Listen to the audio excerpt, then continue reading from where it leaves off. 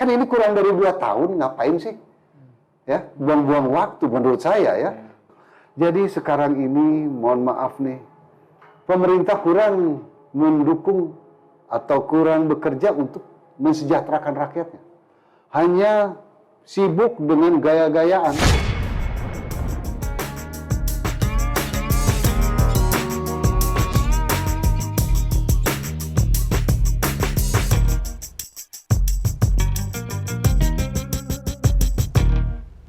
Om Dodi Permana, hatur nuhun udah datang ini. Halo ya Allah ya Ruby.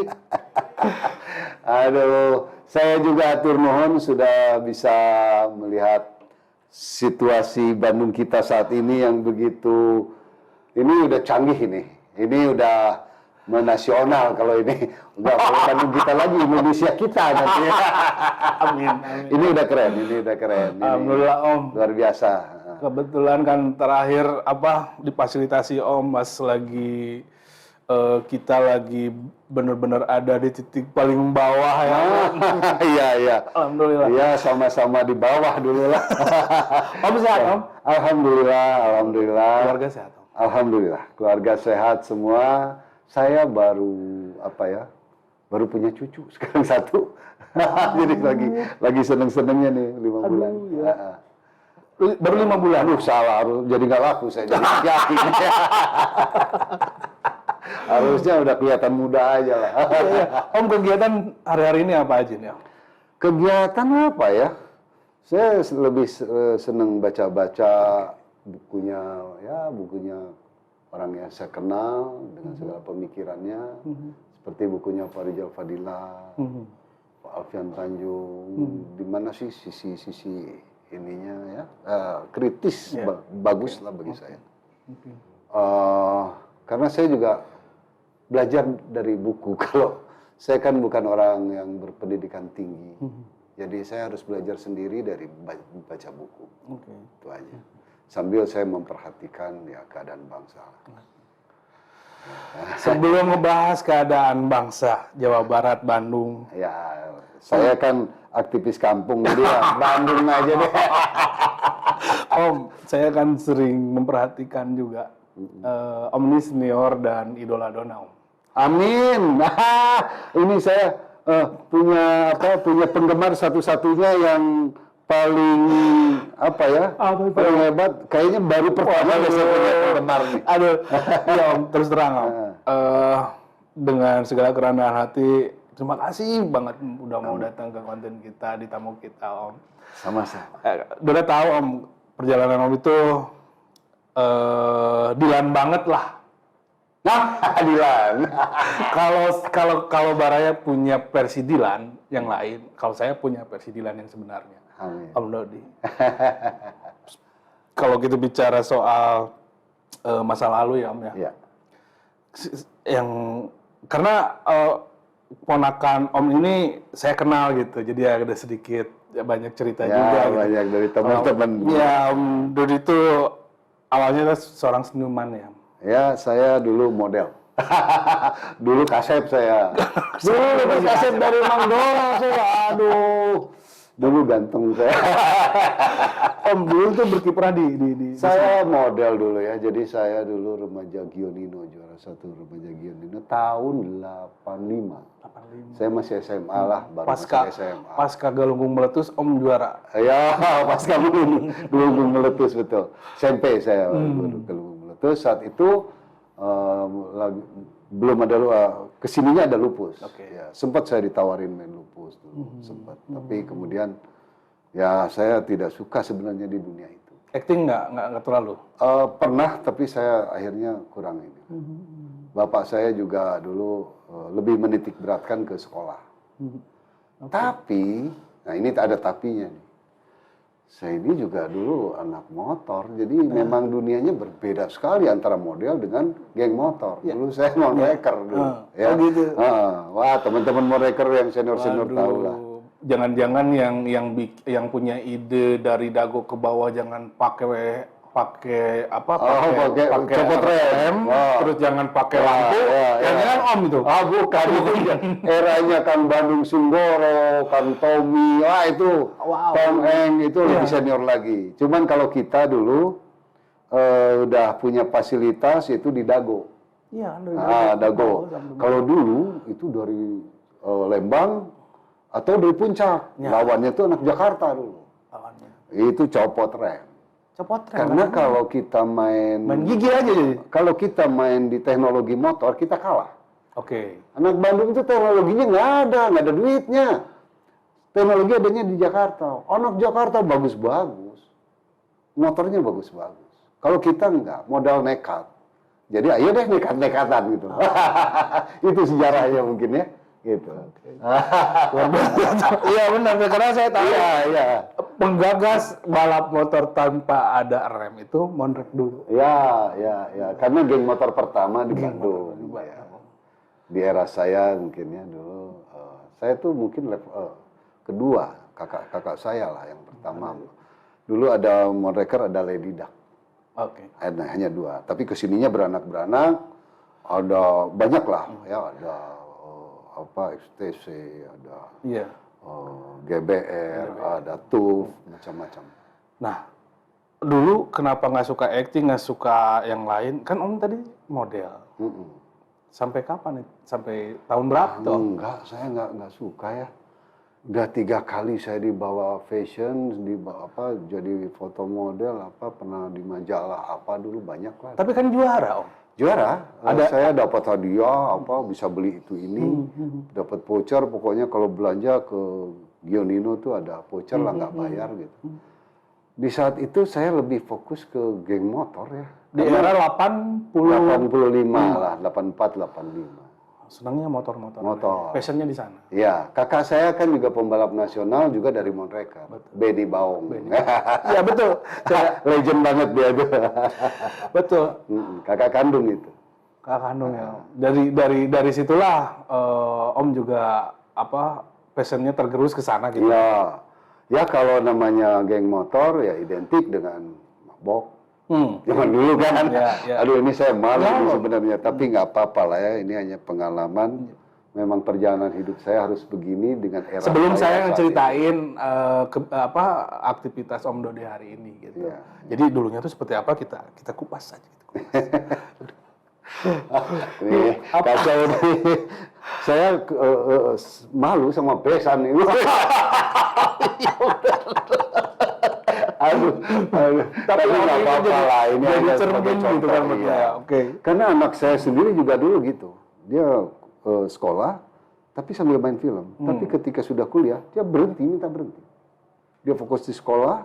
Alhamdulillah ya, sekarang berkarir lah ya. Sekarang udah jadi manajer di salah satu hotel yang nggak bisa saya sebut. Ada apa ya?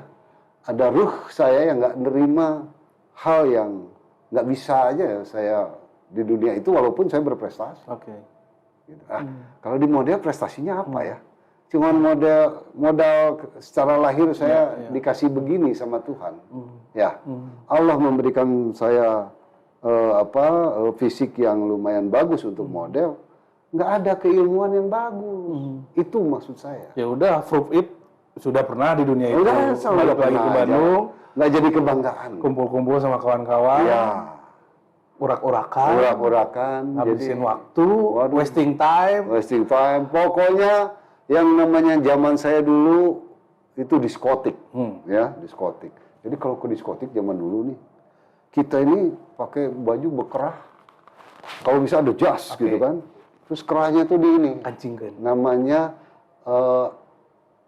biar kecekek asal keren gitu. Gitu. Iya, pakai dasi itu rasa keren. Zaman dulu. Masuk ke. Kalau sekarang begitu ke diskotik, lu ngapain, lu mau kerja? Jaga parkiran. Sekarang kan pakai singlet, pakai sendal pun nggak masalah. Zaman dulu beda. Ya memang hanya itulah mainannya.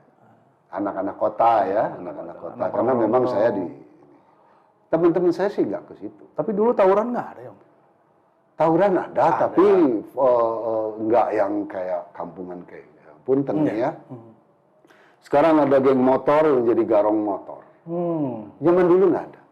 Nggak ada. Prestasi dia. Prestasi, betul-betul kita main motor. Walaupun tanpa fasilitas dulu. Kalau sekarang fasilitas ada.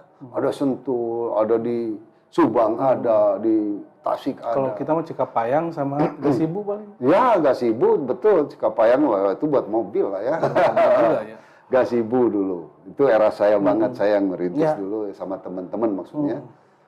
Ya nanti kita ke sana.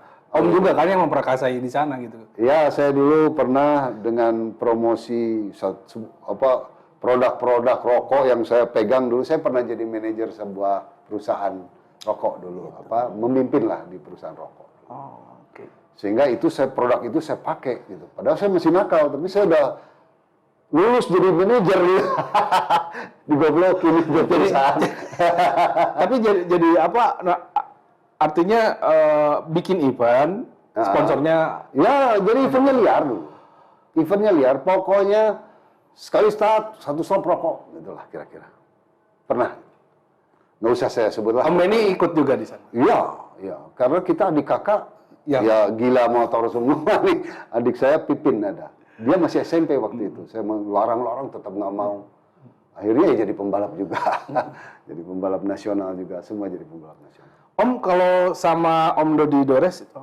Oh, Dedi Dores. Itu satu rating? Oh, jauh. Jauh kan? Jauh. Saya karena nakalnya dari kecil, suka sama yang jebrok ya, lebih senior.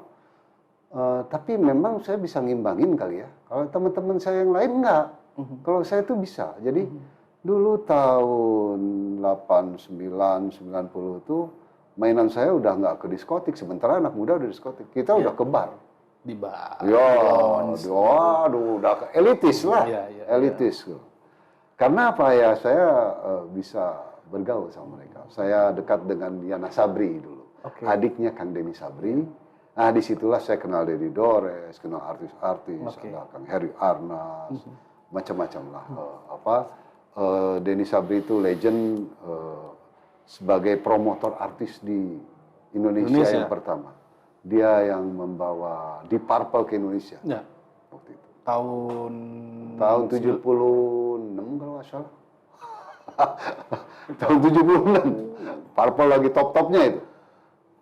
Kalau nggak salah ya, saya juga waktu itu belum masih kecil kalau saya. Tapi saya karena bergaul sama mereka, tahulah cerita. Masuklah Om ke situ. Iya. Di wilayah itu Om terinfluence menjadi apa Om waktu itu? Atau masih hura-hura aja? Sebenarnya saya seneng gini. Kalau saya tuh seneng kalau yang bagus ya. Walaupun jelek, ini orang kalau bagus ya bagus. Tapi saat itu ada juga yang memang harus komersil katanya. Gitu. Nah, saya kadang berbeda dengan mereka. Kadang ada idealisnya. Ada idealisnya dikit. Jadi ini kan bagus, kenapa ini kan? Jadi saya berimbang obrolan saya ini, gitu. Berimbang lah dengan mereka. Tapi akhirnya kita harus mengalah karena saat itu di dunia entertain itu butuh kemenarikan. Tapi kalau memang ini luar biasa, justru menarik. Ya, nggak hanya performance, tapi ya perform suara bagus, semua bagus gitu. Tapi kalau ada yang menonjol kan banyak tuh. Ya artis-artis nggak usah lah saya sebut, nggak enak. Yang ini nggak seberapa wajahnya tapi top gitu kan. Itu yang saya suka. Kalau yang karena cantik karena apa? Ya sama kayak saya di model dulu. Model itu nggak berkembang apa-apa. Top-topnya ya jadi apa? Itu Om ya, jadi gemuk. Yang Om rasain ya Om ya. Tanpa merendahkan. Ya tanpa merendahkan. Maaf nih. Om yang rasain aja makanya ya, tantangan saya di situ dulu.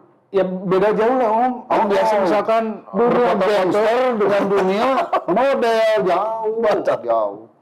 Nah, itu pasti tahun 80-an ya, 84, 85 sampai 90 lah. 90 ke sini Om. Wah, itu saya udah mulai Gila-gilaan. Lebih edan lagi nih. Sudah mulai katanya 03. Oh, 303. Ekor 3 loh. Ya, 303. Ya, Bandung dulu kayak gimana sih Om? Bandung dulu nggak apa-apa Om. Nggak apa-apa ya? Asik. Bandung dulu kayak gimana itu? Bandung dulu enak. Ada satu cerita di satu ini, dan itu betul banget. Cerita di WA. Yang katanya di WA situ, kalau dulu tuh Bandung benar nih, benar banget. Jadi dulu kita tanpa teknologi ya, Oke. tapi kok bisa ngegeng, Nah. bisa tepat waktu, nggak ada janjian. Jadi kita ini dulu, karena budaya yang sama, pulang sekolah jam sekian, harus ke rumah dulu jam sekian, lalu enaknya udah nggak panas atau sejuk, atau ramenya jam sekian tuh udah tahu. Sehingga kita tuh ada di satu titik. Jadi dulu tuh begini, saya nyamper ke orang tanpa janjian, ada orang. Ada. Ya, karena dia tahu itu jamnya. Terus natural aja kita bisa tiba-tiba kumpul aja. Tiba-tiba udah balapan aja. Beda geng pada. Nah, jadi dulu tuh nggak ada chattingan, nggak ada apa, tapi kita udah natural aja, feeling aja lah. Gitu. Kayaknya rame nih jam segini di sini gitu aja. Itu yang beda dengan yang sekarang. Kalau sekarang janjian wae teu datang. Iya, betul. Wah, sibuk masing-masing. Kalau dulu nggak. Nikmat dulu. Dulu itu segala sesuatunya terbuka lah untuk berkarya, untuk apa. Justru saya kasihan yang sekarang. Ruang publik sudah mengurang. Ya. Banyak hal lah ya. Ruang publik, ruang bisnis, udah mengurang. Kalau dulu, orang mau jualan, di mana aja, plek, jadi. Kalau sekarang, Udah perbedaannya. berbeda. Tahun 90 Om mainnya malah tambah gila. Jatuh ke 303 gitu. Wah, macam-macam. Semua Sampai hal dicobain. Sampai narkoba ya Omnya. Nah, Bandung itu kalau dalam perspektif Om, seperti apa sih? Bandung itu asik. Oke. Bandung itu asik. Banyak kawan-kawan saya dari luar kota dulu, ada kawan kuliah, ada kawan sekolah. Itu setelah di Bandung nggak mau pulang.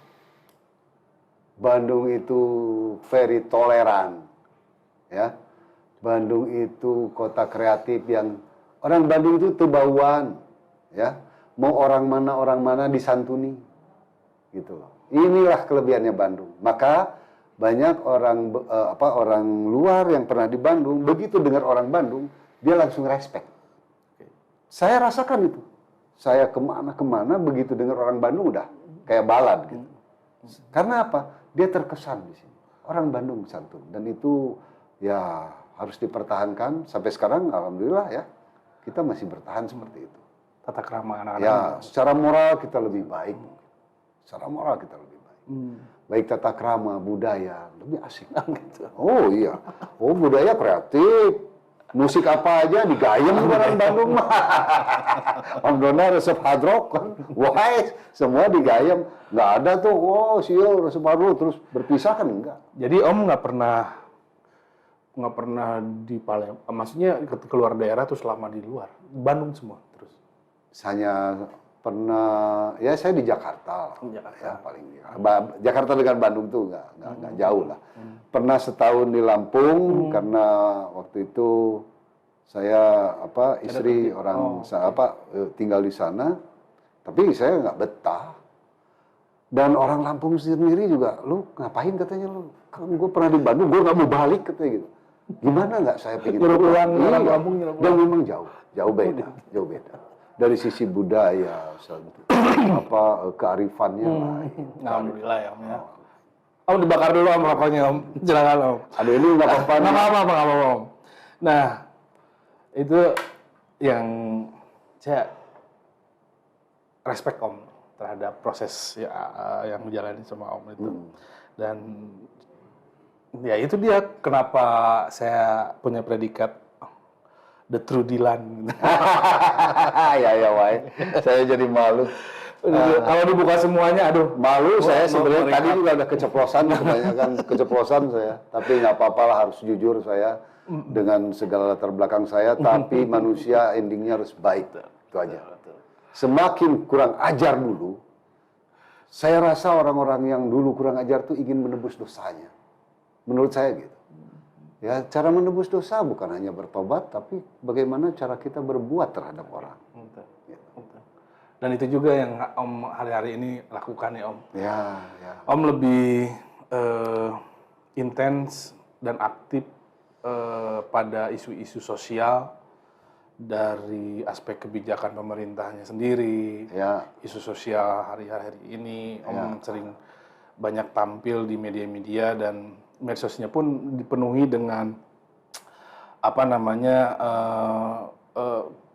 kalau saya menyebutnya pihak yang sangat kritis, namun sebetulnya strategis untuk bisa diambil apa namanya advice-nya. Itu resikonya juga besar bagi saya. Bisa jadi saya public enemy gitu. Tapi ya I don't care what people say lah ya. Let it flow. Pokoknya saya mengalir aja. Sejak kapan sih Om mulai tertarik ke isu-isu nasional? Malah ke apa? Politik. Om juga bukan terjun ke dunia politik, tapi memperhatikan. Ya, karena memang semua masyarakat harus tahu politik. Saya harus memperhatikan politik, tapi saya kebetulan ya, ada yang ngajak, ada yang mendorong, ada yang mendukung. Akhirnya saya dulu memberanikan diri. Saya deklarator Jokowi yang pertama di Indonesia. Okay. Boleh cek di apa? Track record digital saya tuh ada. Okay. Ya. Track digital saya ada. Tanggal berapa, tahun berapa, bulan apa, yang pertama siapa. Gitu. Namun saya dulu apa ya, tanpa ada koordinasi dengan partai atau apapun, karena saya independen sebagai aktivis ya, ngumpulnya dengan aktivis. Melihat ketokohan, dukung? Ya, dukung ya, tapi ya dulu hanya melihat di media saja. Tokoh-tokoh itu dicitra-citrakan oleh media. Nah, sebaiknya sekarang ya tidak melihat terlalu ke situ. Lebih objektif lagi, lebih realistis lagi lah. Gitu. Karena ya masyarakat udah tahu lah. Sekarang nih di medsos juga, ya pencitraan kan gitu ya. Ya, ini udah budaya nih sekarang ini udah mulai tolak ukurnya di medsos gitu kira-kira. Ya, dulu tolak ukurnya medsos. Tapi sekarang medsos juga udah objektif lah. Oke. Ya, karena dulu sih Netizen juga berproses. Oh iya, berproses. Akhirnya cerdas sendiri. Lebih realistis. Jadi kalau deklarasi dulu Jokowi itu kalau kita lihat, Om karena lihat ketokohan ya? Ya, karena dulu memang terlalu senior-senior yang lama-lama ya, udah pada tua-tua lah ya. Udah pada tua-tua.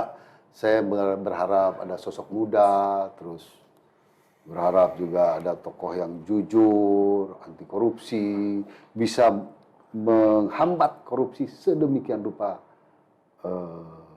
bagus gitulah ya. Namun sampai saat ini saya tidak mendapatkan itu. Saya merasa tidak mendapatkan itu.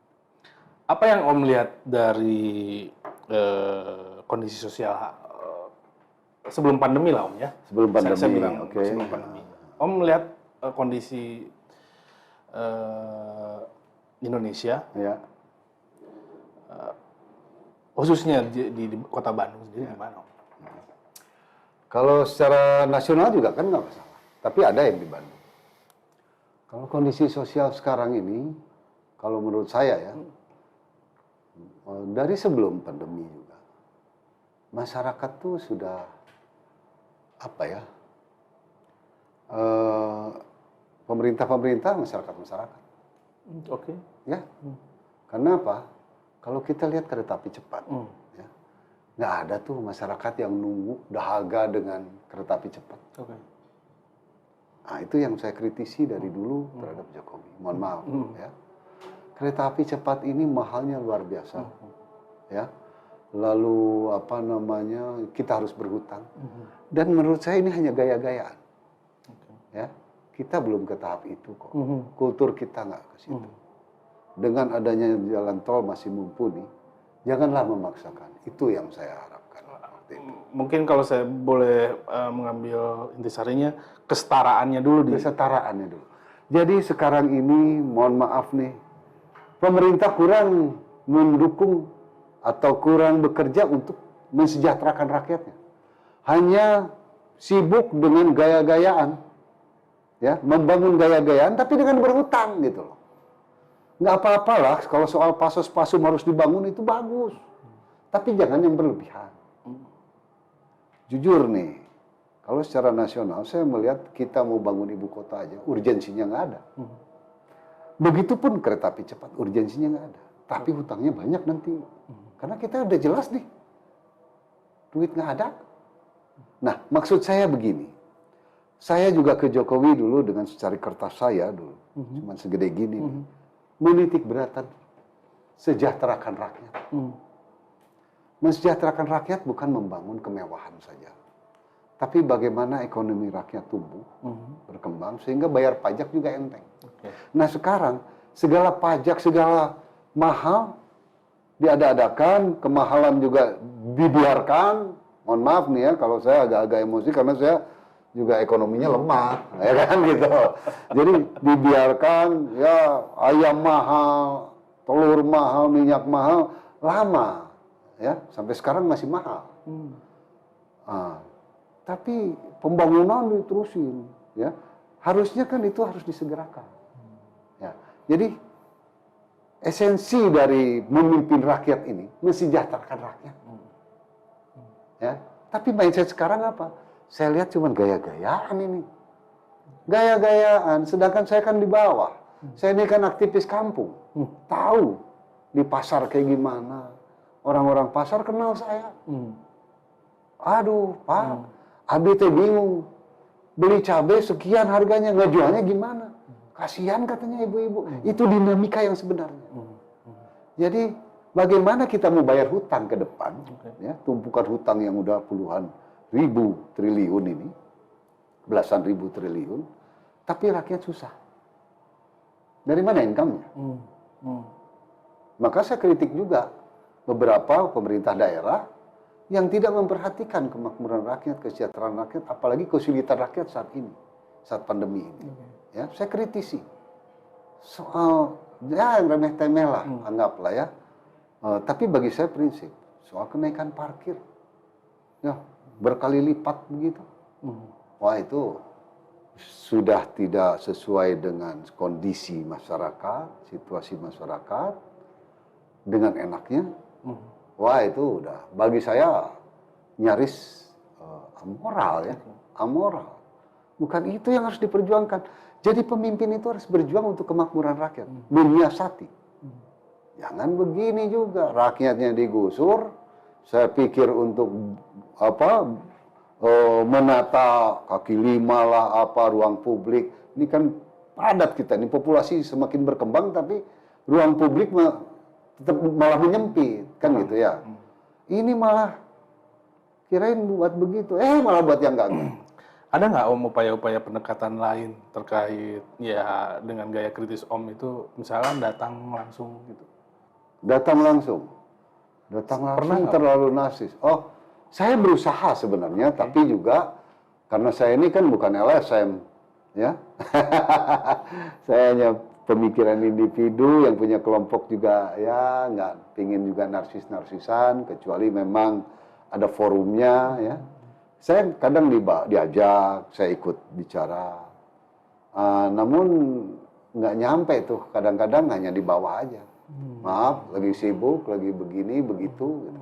Kemarin saya nulis di media, itu juga tidak terjawab, sampai sekarang nggak ada jawaban. Karena Baraya ini actionnya Om Dodi ini, mungkin Baraya pernah lihat sempat viral soal pembatasan jemaah masjid yang mau masuk ke Masjid Agung Bandung. Masjid Raya Bandung, yang apa artinya bereaksi. Waktu itu gimana sih Om ceritanya? Oh jadi gini, waktu itu pertama COVID ya.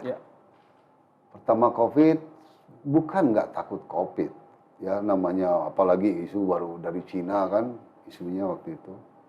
Lalu datanglah kebijakan. Namun secara objektif saya berpikir, kebijakan itu tiba-tiba sasarannya nutup masjid gitu. Nah, saya marah bukan karena ditutup masjidnya aja. Ya, bukan hanya itu, tapi cobalah pikir. Yang harus disiasati dengan pandemi ini, kan seperti caga paeh kalau dulu mah ya. Kena bisa paeh ya, kan gitu ya. Nah, kena bisa mati kita. Yang harusnya pemerintah daerah itu waktu itu Ridwan Kamil harusnya tutup dulu ruang-ruang tempat fasilitas-fasilitas umum. Ya, seperti tempat-tempat hiburan yang cipika-cipiki, ya kan? Waktu itu belum. Belum, nggak ada. Tiba-tiba masjid. Jadi saya itu marah terhadap baligo itu, Aturan tadi. penutupan masjid itu, agar semua tempat hiburan, mal, pasar-pasar itu ditutup. Prioritas. Jangan cuma masjid ditutup, terus kita keliaran kemana-mana, malah jadi lebih bahaya. Betul nggak sih? Nah, itu. Tapi ya kemudian ada yang minta maaf lah, bukan saya itu, nggak tahu siapa lah pokoknya. Nah itu nggak begitu sebenarnya. Apa yang harus diminta maafkan? Ya karena bagi saya bergerak itu dengan segala pemikiran dan segala niat yang kuat saya. Mau resikonya apa nggak urusan. Tapi akhirnya pemerintah daerahnya pun juga menutup ya. Menutup, akhirnya menutup. Makanya saya udah nggak ribut lagi. Saya asal kita didengar dan diakomodir lah ya. Itu yang penting bagus buat publik. Saya bagus juga buat memang banyak sekali dukungan terhadap gerakan Om waktu itu. Ya. Sebenarnya ide teman-teman juga. Ide teman-teman juga. Bukan ide murni saya. Karena tanpa kebersamaan, tanpa sepemikiran nggak bisa sesorangan. Ya, kecuali dengan karya tulis. Bisa lah. Nah Om, di masa pandemi ini yang udah jalan 2 tahun ya Om ya? Ya. Om melihat pendekatan pemerintah terkait pemulihan ekonomi seperti apa sih Om? Nah ini justru, ini yang tidak ada. Bukan pemulihan ekonomi yang dilakukan, kalau menurut saya ya, yang pandangan saya. Mudah-mudahan saya salah. Mudah-mudahan masyarakat ini udah sejahtera banget sekarang gitu. Tapi yang saya lihat sekarang ini hanya upaya peredaman aja bagi masyarakat, bukan pemulihan. Dengan cara menyumbang sembako, ada juga yang menyumbang uang tapi harus dijadikan untuk papan gitu, pangan. Itu juga bukan pemulihan ekonomi, itu hanya untuk bertahan hidup. Nah, kalau pemulihan ekonomi seharusnya dibuat ya ada gagasan yang aktual ya terhadap masyarakat, dibuat satu kawasan bisnis sehingga kita bisa kembali ekonomi kita bisa aktivitas perekonomian tumbuh tuh dengan banyaknya orang berdagang ya, banyaknya juga pembeli. Kan gitu ya. Nah, baru itu ekonomi bisa bergulir. Terus lapangan kerja. Nah, ini enggak. Kalau saya lihat nggak ada upaya itu. Hanya ribut di sumbangan aja. Nggak mendidik menurut saya. Ya, misalnya nih itu ada Taman Arta tuh. Ya, daripada jadi taman malu-malu, jadi taman lain, entah apalah mungkin properti, ada isu-isu di Facebook udah ada tuh dulu tuh. Itu mau dibuat properti kandang apartemen katanya. Ya kita lihat, saya survei, apartemen itu tempat maksiat. Bukan saya agamis, bukan. Tapi artinya sekarang nggak ada tuh orang berumah tangga nyaman di apartemen. Sudah bergeser ya? Udah bergeser. Jadi buat apa tuh apartemen? Buat siapa? Orang Bandung kulturnya nggak begitu. Nggak begitu. Nggak ada orang Bandung tinggal di apartemen. Ya, Om Dona aja landed kok. Pinginnya di perumahan, ya kan? Karena memang kultur kita begitu. Dan memang mahal hidup di apartemen. Ya, apalagi kalau anak udah lebih dari 2, wah nggak mungkin. Gitu. Nah, maksud saya, cobalah itu tuh dipakai untuk ruang publik, seperti kita bangun gazebo baru. Ada tempat olahraga, tempat rekreasi mingguan lah ya. Kan kita banyak pasar kaget tuh. Nah di situ boleh tiap hari tuh orang berdagang. Ya, jangan cuman yang punya mall yang laris. Coba masyarakat dilarisin gitu. Itu maksud ruang saya. Publiknya, pasus-pasupnya juga diaktifkan. Betul. Gitu. Prokesnya juga tetap oke, boleh dijaga. Ya, gitu. Makanya saya kemarin mengkritisi Yana itu, ya menurut saya nggak efektif. Soal apa itu, Om? Banyak. Jadi ada satu hal yang aneh. Begitu Mang Odet meninggal tuh terlihat keanehan. Jadi saya lihat orang Bandung itu melihat Mang Odet dengan Yana itu harmonis, ya. Mungkin paling harmonis lah antara pasangan paling harmonis, ya. Namun kemudian begitu Mang Odet berpulang, kok beda? Baru hitungan hari sudah gaduh. Terkait apa itu? Terkait mau pergantian pejabat. Ya kan kayak ada masalah jadinya. Padahal kita nggak pernah lihat ada masalah gitu. Kita lihat asik-asik aja. Mau pergantian pejabat. Ya ini mohon maaf, saya bukan mau bela-bela pejabat yang sekarang. Dulu saya justru musuhnya. Jujur saya dulu pernah bela sekda yang lain ya. Daripada Kang Ema yang sekarang. Tapi kan saya harus objektif. Ya. Nggak ada kepentingan kok. Minta proyek mau aing mah. Jadi hari ini Kang Yana, Om kritis dalam hal Jadi kebijakan. dalam hal kebijakannya gini. Yana ini bukan mau melanjutkan keharmonisasiannya dia. Gitu. Kang Yana ini malah gaduh mau seakan-akan ini ada masalah. Jadi kita melihatnya aneh. Rotasi, Om. Ya, mau rotasi jabatan. Kan saya juga dapat dari media. Ini ngapain? Saya juga punya teman lah banyak ya. Oh begini, begitu, begini. Waduh ini bukannya mau kerja. Kan ini kurang dari 2 tahun, ngapain sih? Ya, buang-buang waktu menurut saya ya. Karena kemarin saya lihat bagus semua. Semua baik-baik saja. Dan kalau saya, ya ini bukan saya, ya bolehlah saya dianggap saya salah pandang terhadap waktu pemilihan sekda. Saya lihat, walaupun mungkin Kang Ema sendiri benci saya ya, saya lihat ya, beliau bagus, sinergi. Ya, saya lihat juga, saya dengar-dengar dan saya melihat juga perkembangan, semua berjalan baik. Ema itu ternyata orang yang tegas. Normatif juga. Maaf kalau saya salah ke Kang Ema, saya juga mohon maaf. Kang Ema mungkin kurang disukai lah sama orang-orang dinasnya, birokrasinya. Mungkin dia tegas. Mungkin dia tegas. Ya, terlalu tegas. Karena memang birokrasi ini harus dikasih tegas. Ya, saya ke dewan, ke eksekutif yang tegas terhadap birokrat, saya suka. Bagaimanapun tegasnya untuk saat ini. Tapi tetap moral harus dijaga ya. Gitu. Tegas bagus. Ya, kritis, tegas terhadap birokrat karena yang menjalankan, yang bersentuhan dengan masyarakat mereka. Ya, dewan ya membuat eksekutif membuat program, kebijakan, dewan mungkin melegalisirnya, lalu mengontrolnya. Nah, saya lihat di sini waktu Mang Odet bagus. Bagus. Ya mohon maaf nih, kayak mesin parkir nggak diurusin sama Mang Odet, karena mungkin dia tahu ini kebablasan. Ya, mesin parkir merah itu, bagi saya itu udah rapot merah Ridwan Kamil itu. Mohon maaf ya, karena ini realita. Nah, sekarang mau diaktifkan, kulturnya kita udah berbeda dengan ini. Di Jakarta aja nggak aktif kok. Nggak bisa ya? Saya lihat di Jakarta. Dan anehnya, Jakarta itu cuma 100 kalau nggak salah. Beli itu. Bandung kok 400.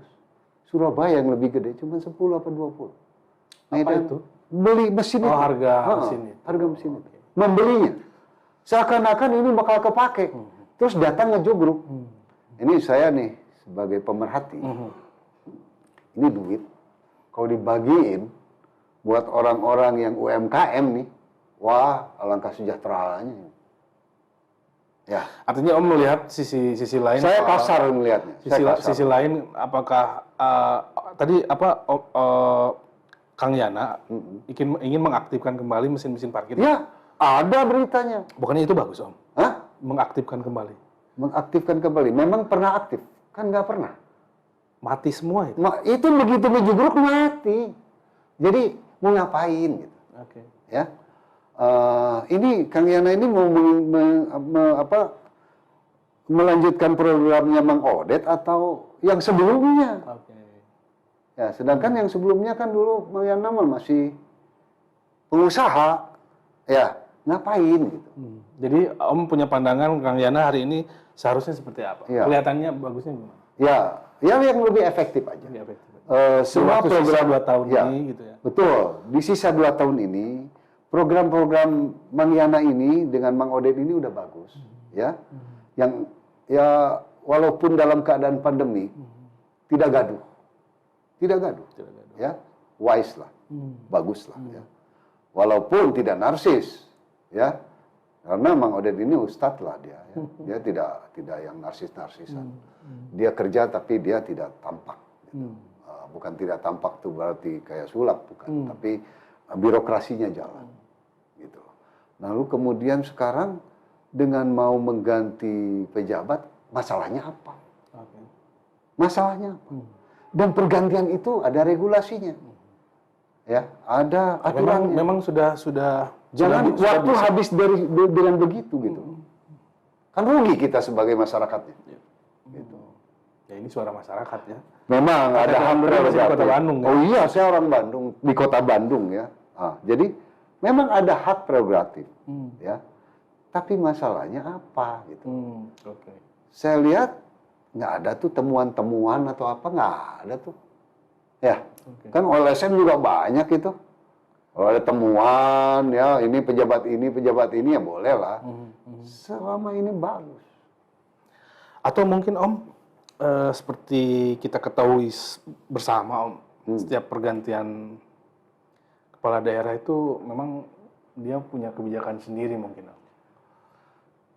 Atau berarti statement kebiasaan itu melegitimasi statement tadi gitu, kebiasaan itu. Ya, Apa bisa gitu? jadi memang regulasi ini apabila meninggal pasti wakil naik ya. Jadi menurut saya karena ada keharmonisan yang bagus, jangan sampai gara-gara orang baik ini meninggal. Menurut saya Mang Odet ini orang baik, bukan karena dia sudah meninggal. Ya, waktu itu juga beliau orang baik, saya juga pendukungnya. Semua pendukung bukan melihat Yana aja, justru lebih melihat Mang Odet. Ya, Mang Yana itu siapa? Nggak dikenal awalnya.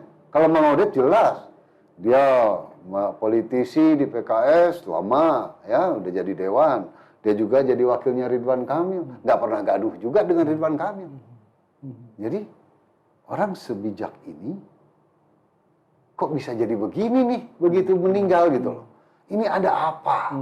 Maksud saya juga bukan saya benci Kang Yana, enggak sama sekali. Tapi jangan sampai Kang Yana ini cuma mendengar dari orang-orang yang lain atau dari yang sebelah, dari yang atas gitu. Padahal dia nggak tahu. Mungkin aja nih yang menggoreng-gorengnya nih, yang membusan isunya kepentingan-kepentingan lain, bukan yang efektif buat masyarakat. Nah itu yang saya khawatirkan. Ya, Mang Yana belum ada dosa apa-apa. Apa aja sih Om yang agak mengganggu Om itu? Soal selain rencana rotasi ini. Sebenarnya udah belum? Belum Kan? karena ada ininya ya. Kalau kelas kepala dinas ada yang pensiun ganti boleh ya. Terus ada lah beberapa yang boleh dia ini kan ya regulasinya. Tapi untuk sekda ini beda. Sekda ini khusus. Apa sih yang mau diganti? Ya? Maksudnya gimana? Ya kan katanya kan ada di media tuh. Oke. Saya lihat tiba-tiba emang mau diganti katanya. Saya mau evaluasi lah apa. Nah di situ bahasa evaluasi ini aneh bagi saya. Apanya nih? Ada apa nih kemarin? Oke. Kenapa kok waktu ada Mang Odet kok nggak ada apa-apa? Ini tiba-tiba ya nggak begini kan gitu. Ini masuk angin atau Politis. cuman batuk doang nih, politis. Ya mudah-mudahan memang dia hanya shock terapi lah, kan gitu. Karena kemarin dia mungkin sebagai wakil, kalau wakil kan nggak boleh ada matahari dua ya, betul kan? Kebijakan tetap harus ada di wali kota. Nah tapi ini jangan salah nih, beda dengan Garut dulu. Dulu ya, Garut gontok-gontokan antara Aceng dengan siapa yang artis tuh? Dwiki. Diki. Gontok-gontokan, ya kan?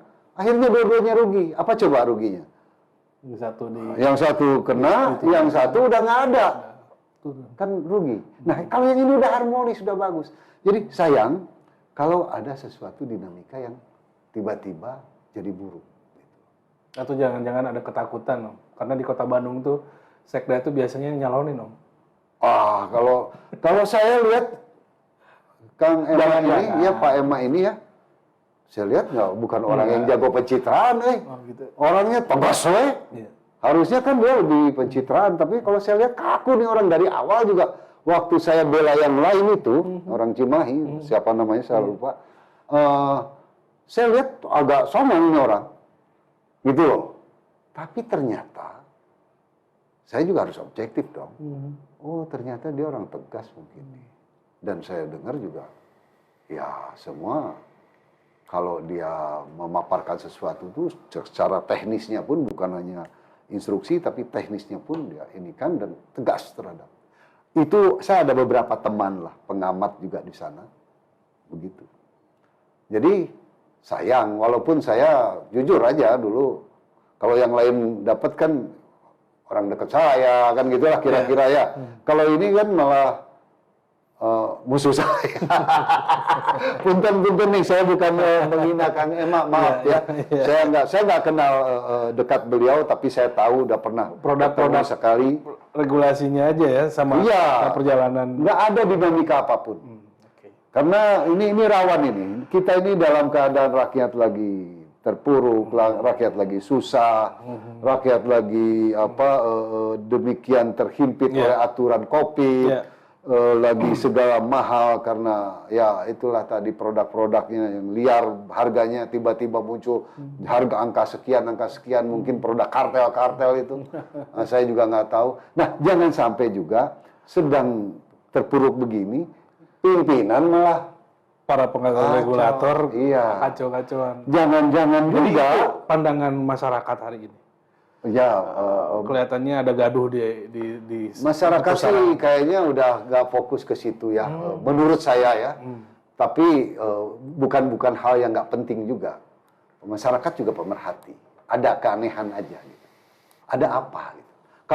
Kalau begini nih, oh ternyata mengaudit korupsi, berarti ini koruptor semua nih, ganti aja semua.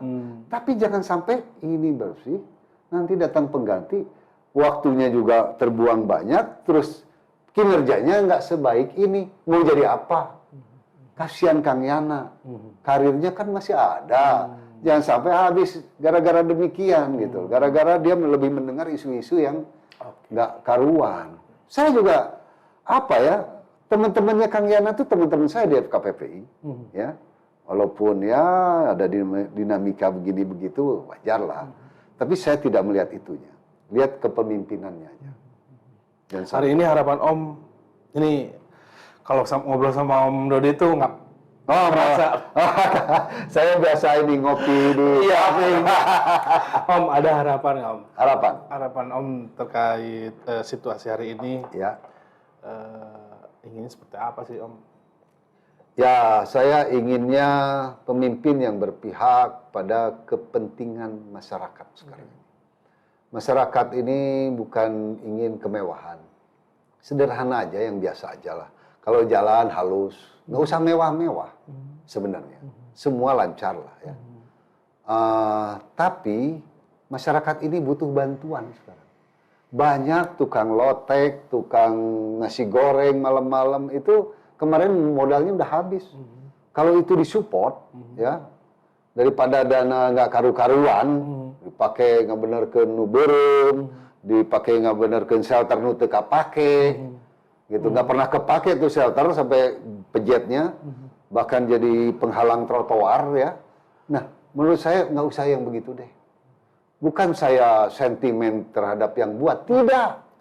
Tapi ada hal-hal yang lebih penting. Membangun sumber daya. Membangun ekonomi masyarakat. Karena dia pemimpin masyarakat. Itu aja.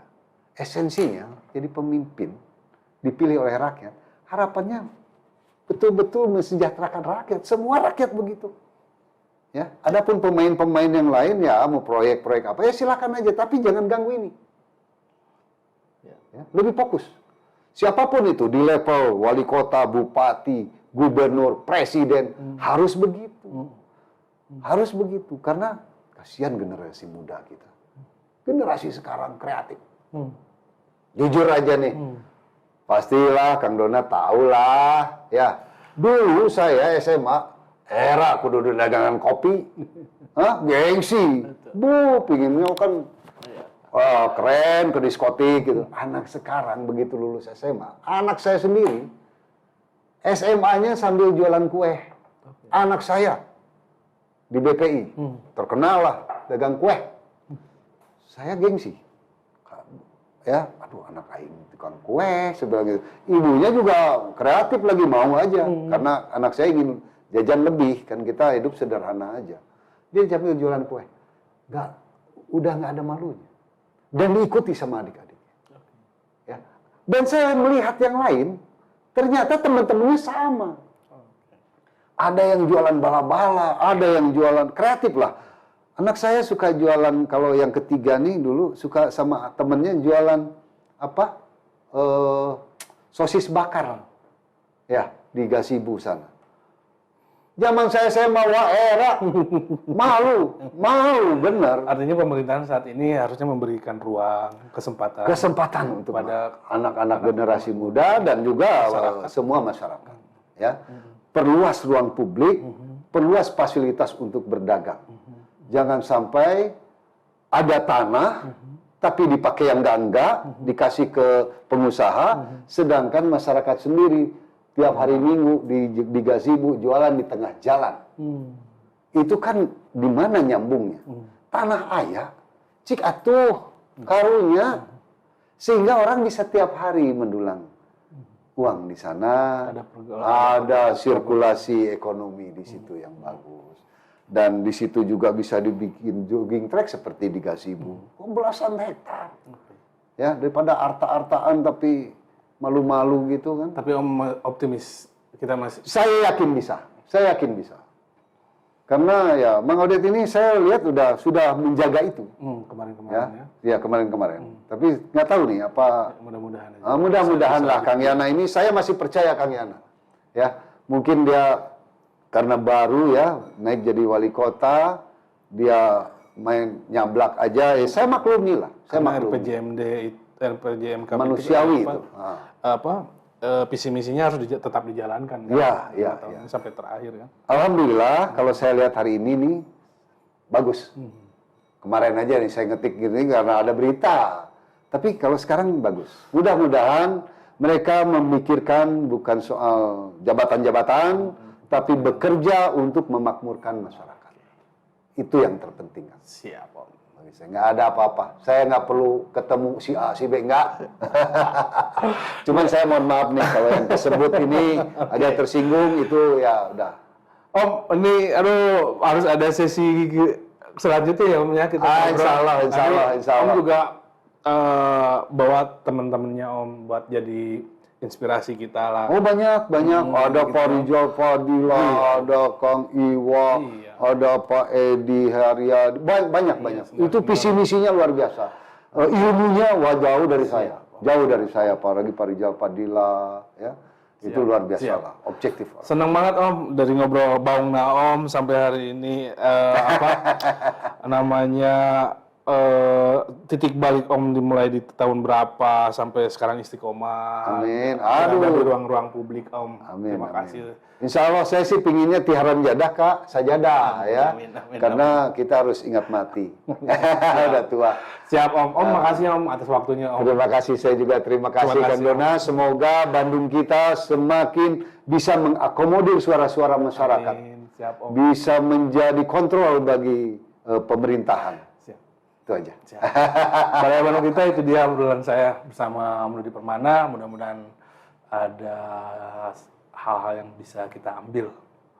Assalamualaikum warahmatullahi wabarakatuh. Waalaikumsalam. Om, makasih Om. Atur nuhun pisan, atur nuhun pisan.